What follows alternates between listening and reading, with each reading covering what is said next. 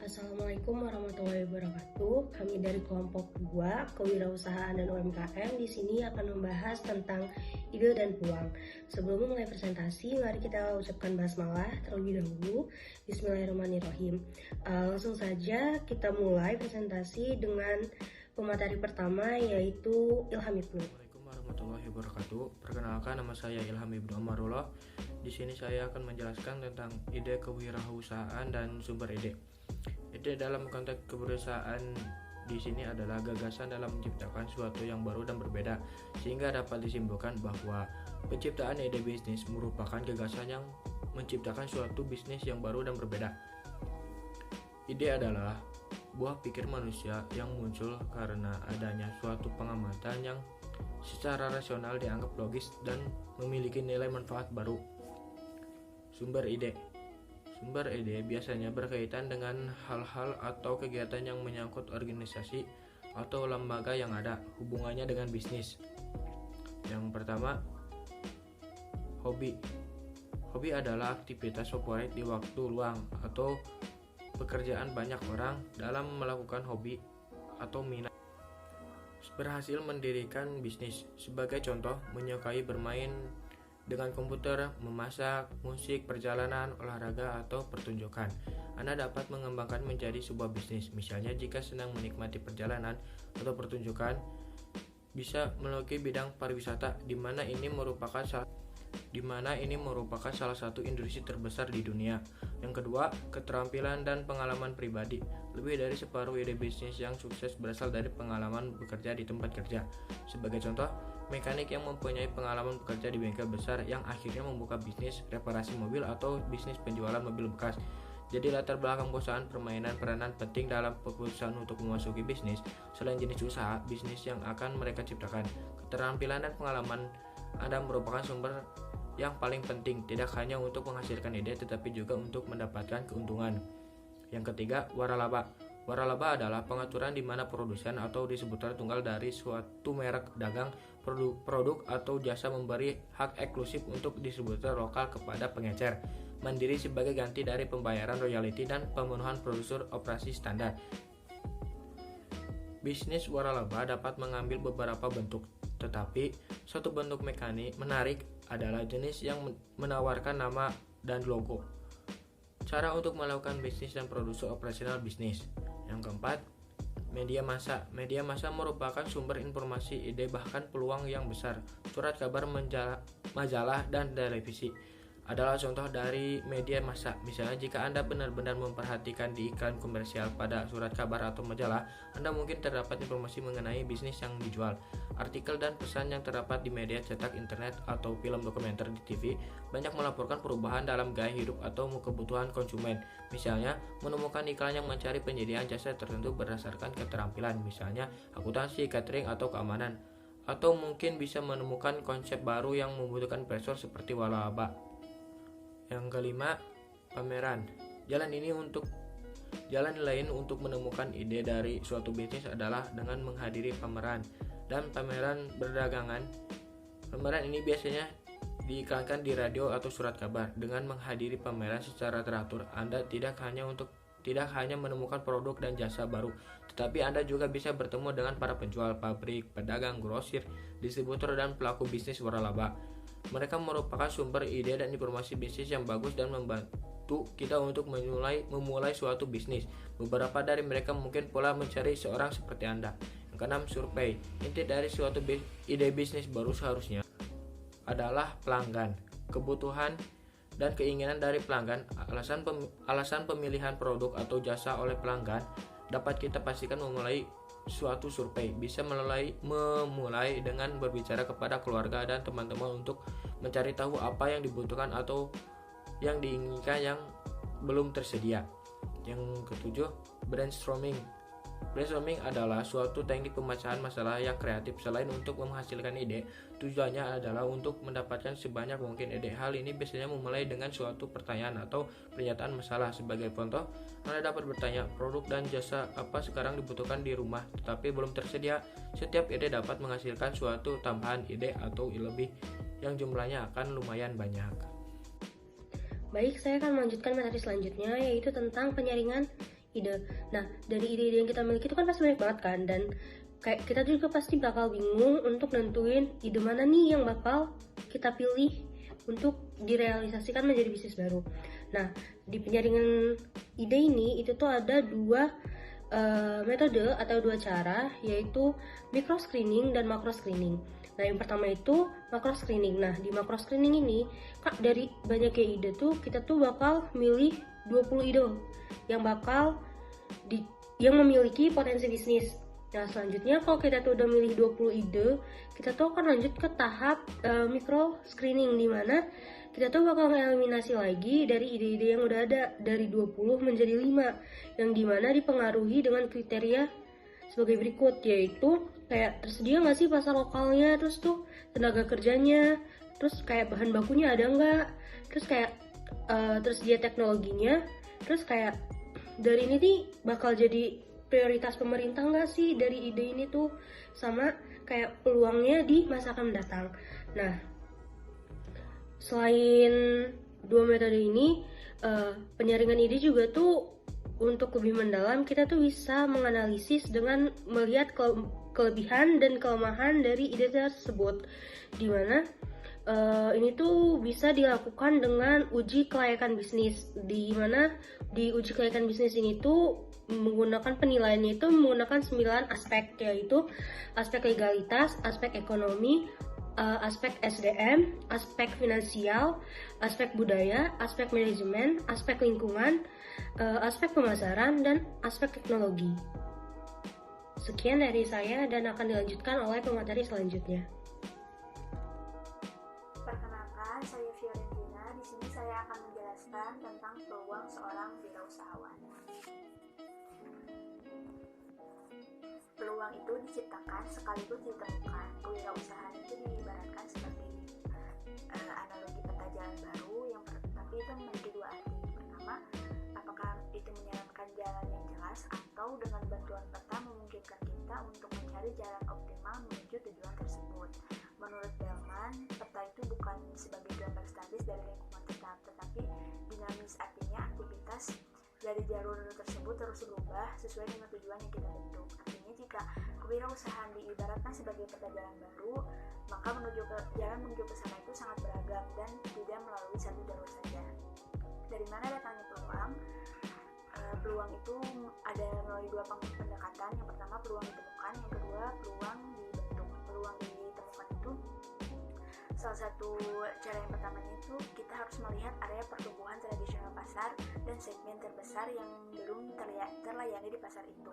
Informasi ini membantu kita untuk memilih peluang. Yang kedua, setelah kita menentukan pilihan, kita kembangkan rencana berdasarkan riset pasar tadi. Lalu kita cari sumber daya yang tersebut, yaitu kayak manusianya, modal, pasar, mesin, dan lain sebagainya. Seiring berjalannya waktu, dengan peluang ditemukan ini, pengusaha akan menyesuaikan usahanya dengan lingkungan untuk mempertahankan keunggulan kompetitif. Yang kedua, peluang dibuat. Di bawah pendekatan peluang dibuat ini, informasi yang tersedia bagi pengusaha itu tidak lengkap, karena yang pertama itu pasarnya tidak dapat ditentukan, lalu konsumen juga tidak menyadari preferensi masa depan mereka, atau kemungkinan juga teknologi baru akan muncul. Semuanya menyiratkan bahwa wirausahawan yang melakukan peluang dibuat itu lebih dari sekadar menggabungkan kembali sumber daya yang ada pada saat ini dengan ke sumber daya yang lebih baik, tapi lebih dari itu, yaitu mereka menciptakan atau bahkan mengubah sehingga terjadinya peluang yang baru. Peluang usaha, ketika kita melihat, mencari, dan bertindak terhadap peluang usaha yang tersedia itu merupakan peluang bisnis. Peluang bisnis itu bisa diartikan sebagai investasi atau usulan usaha yang menarik dan memberikan kita keuntungan. Suatu ide yang bagus itu belum tentu memiliki peluang bisnis yang baik. Sebagai contohnya, jika kita menciptakan suatu produk yang bagus dari segi teknis, tapi ternyata pasarnya belum siap untuk produk itu, atau ada yang pasarnya udah siap tetapi pengembalian investasinya tidak dapat diterima. Ada fakta bahwa 80% dari produk baru itu gagal karena para investor itu melihat ide itu sebagai sesuatu yang bagus, tetapi ide tersebut tidak bisa tahan uji terhadap pasar yang ada. Lalu selanjutnya saya akan menjelaskan tentang karakter dari suatu peluang usaha yang bagus. Yang pertama itu permintaan yang ketat, itu harus bisa merespon kebutuhan yang tidak dipenuhi atau bisa membuat pelanggan memilih ketika pelanggan akan membeli suatu produk. Ciri peluang bisnis yang baik itu salah satunya produk atau jasanya bisa memiliki pasar yang dituju, ada pembelinya, dan juga mempunyai permintaan yang ketat. Lalu yang kedua ada pengembalian investasi atau sering disebut return of investment, yaitu memberikan hasil dalam jangka waktu yang cepat dengan tepat waktu. Return on investment ini nilai biaya yang diinvestasikan pada sebuah usaha dari nilai biaya tersebut telah kembali modalnya, atau biasa kita sebut dengan balik modal. Lalu yang ketiga ada kompetitif, yaitu dapat mengimbangi atau lebih baik atau bahkan sama dari sudut pandang pelanggan dibandingkan dengan produk atau jasa yang tersedia. Ada banyak hal yang bisa dijadikan sebagai ukuran apakah peluang bisnis tersebut kompetitif, yaitu misalnya dari segi harga, strategi pelayanannya, cara pengemasan, harga jual di pasar, dan lain sebagainya. Yang keempat itu mencapai tujuan, yaitu memenuhi tujuan dari aspirasi orang atau organisasi yang mengambil resiko. Di bisnis itu tidak ada kepastian, tetapi harus ada tujuan yang harus dicapai. Lalu yang kelima, ketersediaan sumber daya dan keterampilan, itu terjangkau dari segi sumber daya, kompetensi, persyaratan, hukum, dan lain sebagainya. Lalu yang selanjutnya, mengidentifikasi dan menilai peluang usaha. Yang pertama ada kondisi industri pasar. Kita harus lihat kondisi pasar, apakah terdapat pasar untuk ide tersebut, apakah ada pelanggan dengan kemampuan untuk membeli produk atau jasa yang akan kita buat, dan perlu dipikirkan juga apa keinginan pelanggan yang dapat dipenuhi dengan harga yang sesuai. Lalu yang kedua ada namanya masa peluang produk. Peluang itu sering diumpamakan sebagai jendela. Jendela itu selalu ada, tetapi tidak selamanya dibuka. Jadi kita harus membuka peluang tersebut. Yang ketiga ada tujuan pengusaha dan kompetensi yang dimiliki pengusaha. Harus kita pikirkan apakah kita benar-benar ingin berusaha dalam bisnis tersebut, atau apakah motivasi kita cukup kuat untuk membuat bisnis tersebut. Motivasi pribadi adalah sifat yang penting dari pengusaha yang sukses. Dengan demikian, orang tersebut harus betul-betul ingin melakukan usaha jenis itu. Yang keempat, mengelola tim. Di banyak usaha bisnis, khususnya yang melibatkan modal yang cukup besar dan risiko yang besar juga, manajemen itu merupakan dimensi yang terpenting dalam menentukan daya tarik peluang yang ingin dibuat. Lalu persaingan, agar menarik sebuah peluang harus mempunyai keunggulan kompetitif yang pasti. Ini sebagai contoh dapat berupa biaya yang lebih rendah atau segi produksi dan pemasaran yang lebih baik dibandingkan produk yang dimiliki oleh pesaing lain. Lalu ada modal, teknologi, dan sumber daya yang tersedianya ada peluangnya besar. Lalu yang terakhir itu kondisi lingkungan.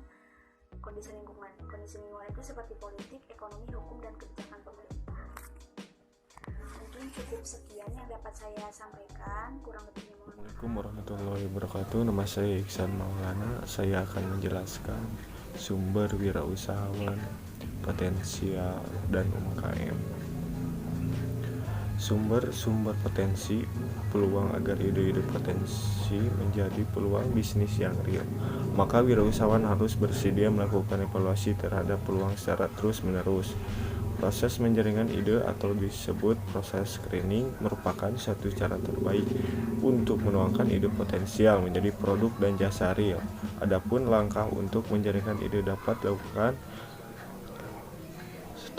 Menciptakan produk baru berbeda ketika ide munculnya secara real atau nyata. Misalnya dalam bentuk barang dan jasa baru, maka produk dan jasa tersebut harus berbeda dengan produk dan jasa yang ada di pasar. Selain itu, produk dan jasa tersebut harus menciptakan nilai bagi pembeli atau penggunanya. Mengamati pintu peluang. Wirausaha harus mengamati potensi-potensi yang dimiliki pesaing, misalnya kemungkinan pesaing memberikan produk baru, pengawalan keberhasilan dalam pengembangan produk baru, dukungan keuangan dan keunggulan yang dimiliki persaingan di pasar. Kemampuan persaingan untuk mempertahankan posisi pasar dapat dipeluasi dengan kematian kelemahan dan risiko pesaing dalam menamakan modal barunya. Analisis produk dan proses produk secara mendalam. Analisis ini sangat penting untuk menjamin apakah jumlah, kualitas produk yang dihasilkan memadai atau tidak. Beberapa biaya yang dikeluarkan untuk membantu produk tersebut. Apakah biaya yang kita keluarkan lebih efisien daripada biaya yang dikeluarkan oleh pesaing?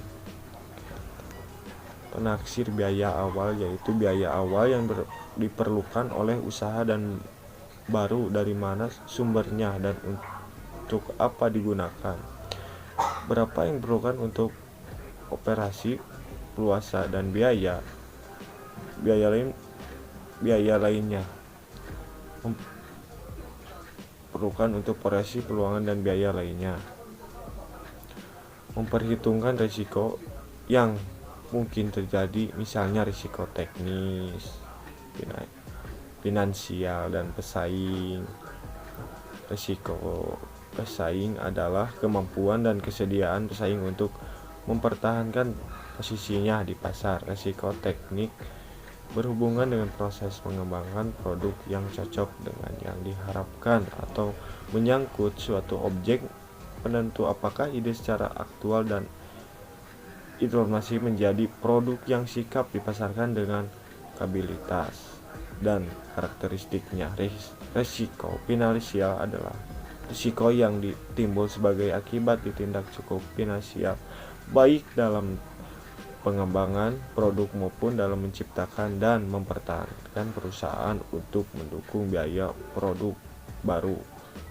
Analisis kelemahan, kekuatan, peluang dan ancaman, strategies of and SWOT sangat penting dalam menciptakan keberhasilan perusahaan baru. Cukup saya dan terima kasih.